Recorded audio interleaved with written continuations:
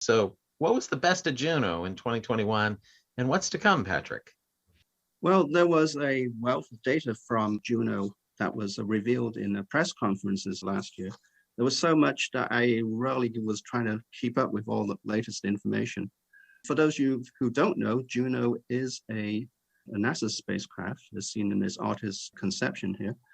It is the only solar-powered spacecraft in the orbit of Jupiter, and it is sent there to study in detail and reveal the secrets of Jupiter and its atmosphere, its core, its magnetic fields, all sorts of information, which is guided by 8 instruments from the Juno spacecraft. Juno has an elliptical orbit, kind of like the Parker Solar Probe, where it takes it far from Jupiter and then very close to it. And the closest point to Jupiter is known as perigove. So I almost conflated the two things there. It's for the sun, it's perihelion, but right. When this spacecraft gets close to Jupiter, it's called perigove, which I've indicated there with PJ, and the number next to it is its 38th perigove, which occurred on November 29th last year. At the beginning of last year, there was a news release that NASA extended the mission of Juno. We take a look at this chart here, which is basically the schedule of the flight of Juno. There's so much detail here, but let's take a look at that rectangle down at the bottom left. In that red rectangle there, you see perigove 35. Right next to it is the orbit.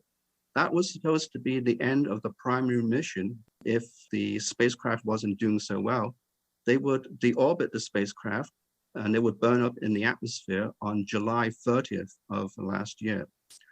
They did an assessment at the end of 2020, and they found that Juno was remarkably healthy. The instruments were good, the spacecraft condition was good, and it survived many perigove passages through Jupiter's intense radiation belts.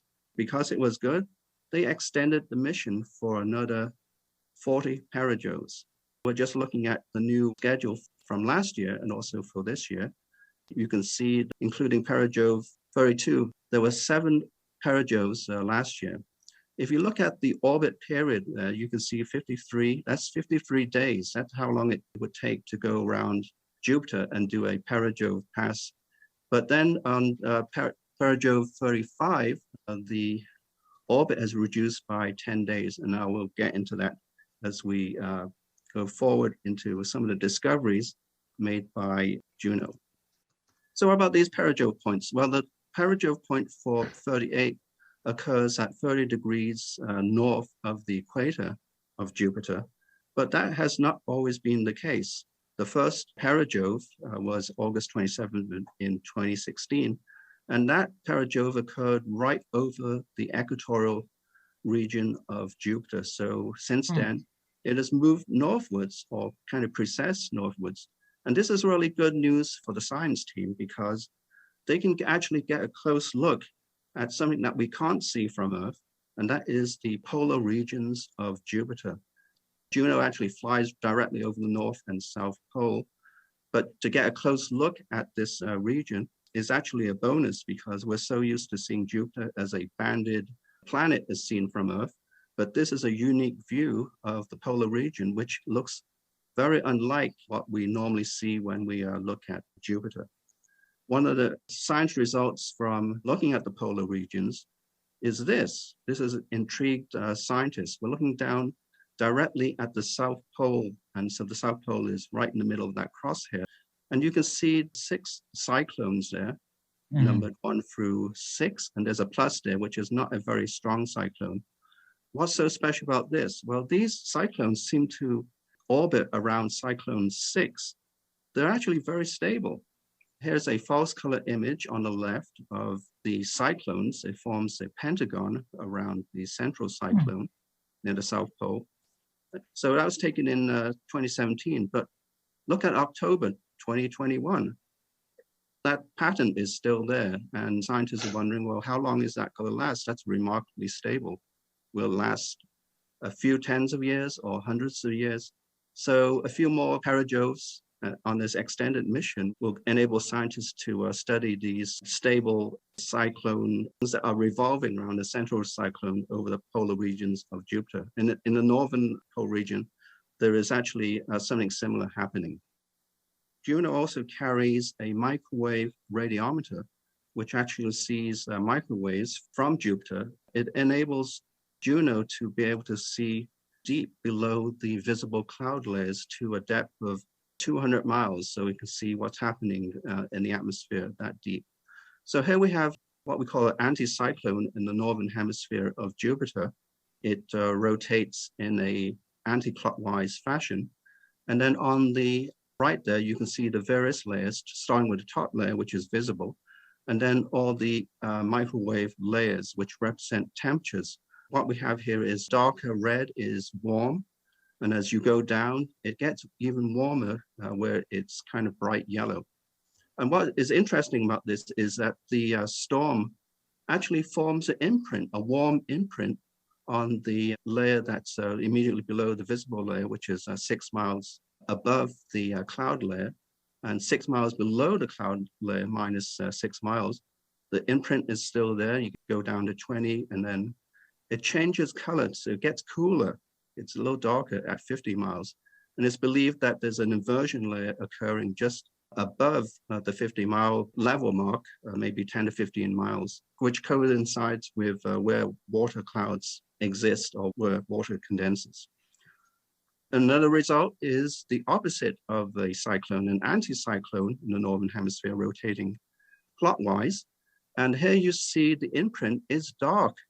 It's actually cooler directly below the anticyclone.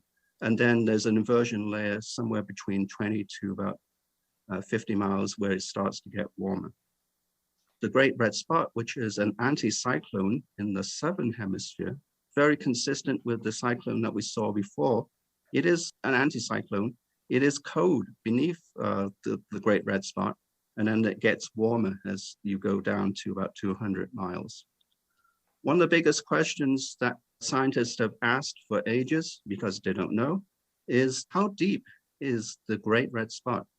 Well, that was answered last year when Juno flew over the red spot twice and did some gravity measurements.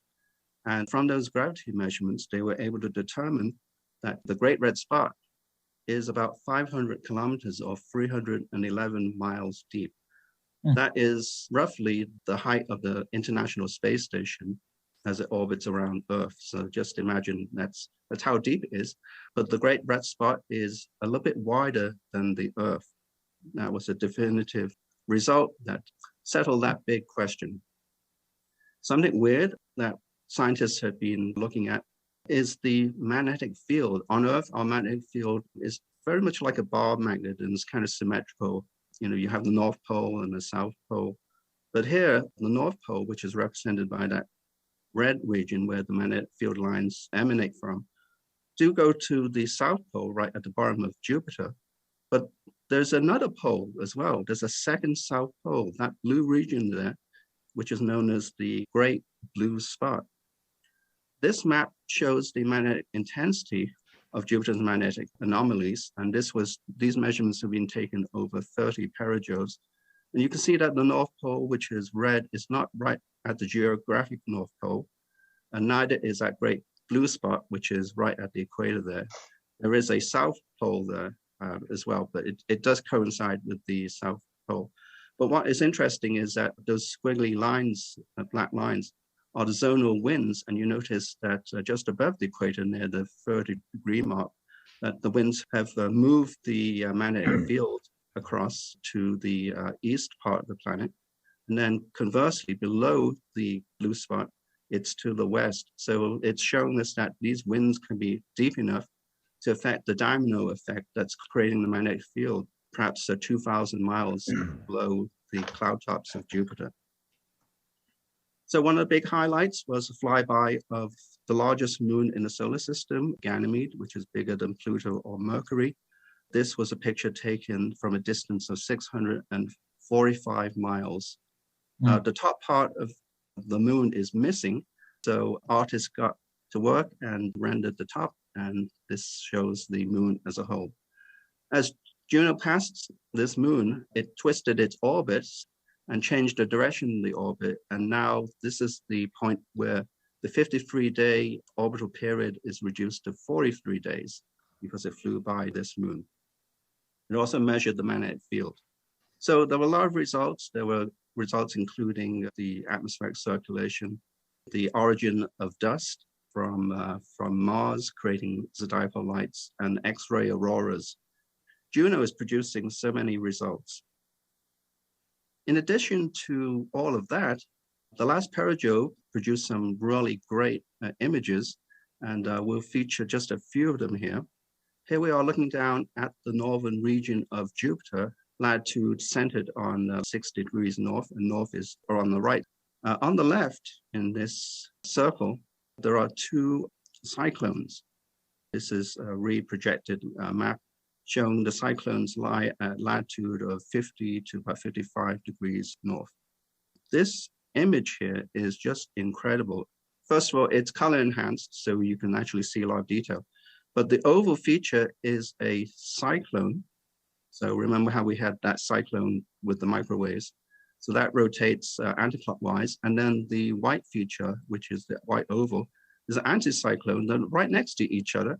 And since they rotate in opposite directions, they're drawing all those clouds and kind of squeezing them through in the middle there. And you can see a few features like the pop-up cumulus clouds, which create shadows on the leaning edge of the cyclone. Incredible picture. This was taken at an altitude of 3,815 miles right above these 2 cyclones. Just a quick look forward. We've seen that the mission got extended. We got our first flyby of Ganymede. Next up are these 2 close flybys of the moons of Jupiter, Europa, the ice moon, and the volcanic moon Io. This is the best picture of Europa as seen from Juno, from a distance of 51,000 miles on perijove 37. This February on perijove 40, Juno will pass about 29,000 miles from Europa. And then PJ 45, which is September 29th, Juno will swoop by Europa at a distance of 221 miles, giving us the most detailed image of Jupiter looking straight down at its north pole. Other spacecraft are taking images from looking at the equator. This will be our first look at the polar region of Europa. Volcanic moon Io, there'll be 2 close flybys, one on December 30th of 2023, and the next one will be February 3rd of 2024. And this is an infrared image taken from Juno showing those little bright hotspots. Every one of them are active volcanoes. And then something mysterious that Juno has not taken a look at in detail yet are the rings of Jupiter. This image was taken by the Voyager spacecraft. This image was taken last year by Juno looking from inside the rings and outwards. And you can see the 2 bright dusty rings. They're caused by tiny moons orbiting within the rings. Juno will be passing through these rings and measuring the impacts of these dust particles just to see how dense the rings are of Jupiter. So we'll expect some interesting results. And of course, we'll continue to show you the latest images from Juno camp. But if you want to see more results, this is the website to go to see all the incredible pictures and research and results that Juno has produced.